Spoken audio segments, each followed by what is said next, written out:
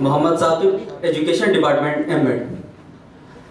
صدر محترم، جو اسٹوڈنٹ یونین کی جانب سے جشن بہارا کا یہ اسپیچ ڈیبیٹس ہیں، یہاں پر بیٹھے ہمارے ججز، اساتذہ کرام اور ہمارے دوستو، السلام علیکم ورحمۃ اللہ وبرکاتہ.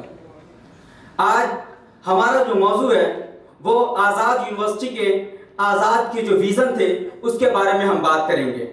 میرے محترم، مولانا ابوالکلام آزاد کے والد ہرات کے رہنے والے تھے اور وہاں سے وہ ہجرت دور غدر کا اس وقت واقعہ تھا اور وہاں سے ہجرت کر کے انہوں نے مکہ مکرمہ چلے گئے. اس وقت 1888 میں مولانا آزاد کی پیدائش ہوئی.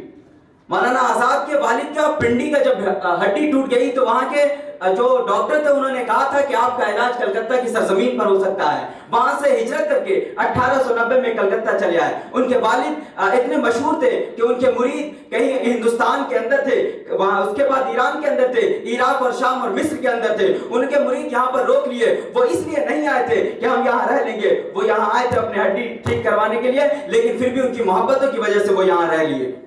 میرے محترم، 1905 کا وہ دور تھا. لارڈ کرزن وائسرائے تھے بنگال کے اندر. اس وقت کہا جاتا تھا کہ سودیشی آندولن چلے گا. وہاں پر بھی یہ حالات چل گئے تھے کہ لارڈ کرزن کے مخالف ہندو ہوا کرتے تھے. مسلمانوں کو اس وقت آزادی کی کوئی ضرورت نہیں تھی، مسلمان مختلف رہا کرتے تھے. لیکن آزاد کو یہ احساس ہوا، ان کو یہ فکر ہوئی کہ اگر مسلمان اگر الگ ہو گئے، صرف ہندو ایک طرف ہوئے تو ہم آزاد نہیں ہو سکتے ہیں. جو انگریز ہمیں غلام بنا رکھا ہے وہ اگلے 200 سال 300 سال تک حکومتیں کر سکتی ہے. میرے محترم، اس وقت بھی ان کی وہ فکر سب سے اچھی اور سب سے بہتر تھی جو آج بھی دیکھنے کو مل رہی ہے. وہاں سے انہوں نے تعلیم شروع کی. تعلیم ان کی گھر سے چلی. وہ بھی کسی اسکول اور کالجز کی ڈگریاں ان کے ہاتھوں میں نہیں ہیں. آج بھی آپ دیکھیں گے وہ ایجوکیشن منسٹر تو بنے لیکن ان کے پاس ایک بھی ڈگریاں نہیں ہیں. ان کے ہاتھوں میں جب وہ گھر میں جو تعلیم حاصل کی تھی وہ دینی تھی. دینی تعلیم جب حاصل کی انہوں نے تو اس کے بعد وہاں سے پھر چلے تو وہاں سے آگے بڑھے تو اس کو لگا کہ ایسا کہ دینی تعلیم یہاں پر صحیح نہیں ہے، تعلیم کی طرف آگے بڑھنا ہے. تو ان کے ہاتھوں میں ایک رسالہ آیا جس کا جو سر سید احمد خان کا رسالہ تھا. اس وقت انہیں لگا کہ ہمیں انگلش سیکھنی چاہیے، سائنس کے دور میں جانے چاہیے. تو انہوں نے وہاں پر انگلش سیکھنا شروع کیا اور انگلش کی تجویز پڑھی.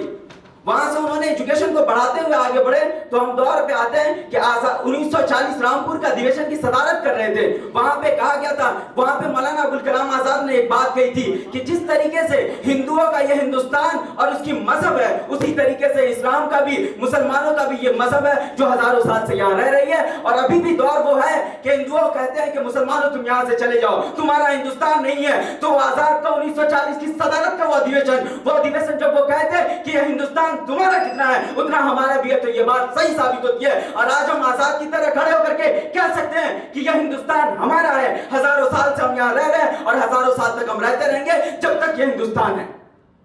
میرے محترم بزرگوں اور دوستوں، آزاد کی یہ کہانی تھی کہ اپنے قوم کے لیے لڑنا ہے، ہندوستان کو بچا کر رکھنا ہے، قومی یکجہتی کی بات کرنی ہے. اور انہوں نے جو بات کہی تھی ٹو نیشن تھیوری جب ان کے سامنے آیا تھا تو انہیں اس لیے مسترد کر دیا تھا کہ وداؤٹ ہندو اور مسلم کے ہم یہاں پر آزاد نہیں ہو سکتے ہیں. اور وہیں وہ آزادی کی نیو ڈالی گئی. 1947 کا ماؤنٹ بیٹن کی طرف سے ٹو نیشن تھیوری جو جناح نے لے کر کے آیا تھا اسے انہوں نے مسترد کر دیا تھا. یہاں پر میں ایک شعر کے ساتھ ختم کرنا چاہوں گا.